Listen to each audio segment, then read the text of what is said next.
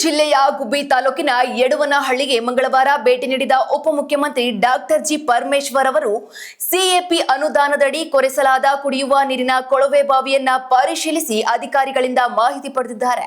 ಬರ ಹಿನ್ನೆಲೆಯಲ್ಲಿ ಗ್ರಾಮೀಣ ಪ್ರದೇಶಗಳಲ್ಲಿ ಕುಡಿಯುವ ನೀರಿನ ಕೊರತೆಯಾಗದಂತೆ ಎಚ್ಚರಿಕೆ ವಹಿಸಲು ಸೂಚಿಸಿದ ಅವರು ಈ ವೇಳೆ ಗ್ರಾಮಸ್ಥರು ಸಲ್ಲಿಸಿದ ಕಸ ವಿಲೇವಾರಿ, ಆಸ್ಪತ್ರೆ ಹಾಗೂ ಸ್ಮಶಾನ ಭೂಮಿ ಸಮಸ್ಯೆಗಳ ಮನವಿಗಳನ್ನು ಸ್ವೀಕರಿಸಿ ಶೀಘ್ರ ಪರಿಹಾರ ಕಲ್ಪಿಸುವುದಾಗಿ ಭರವಸೆ ನೀಡಿದ್ದಾರೆ.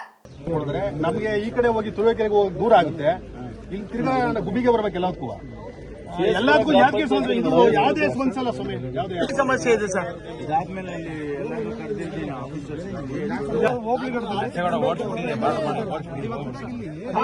ಅದೇನು ಸಾಕಿದ್ರೆ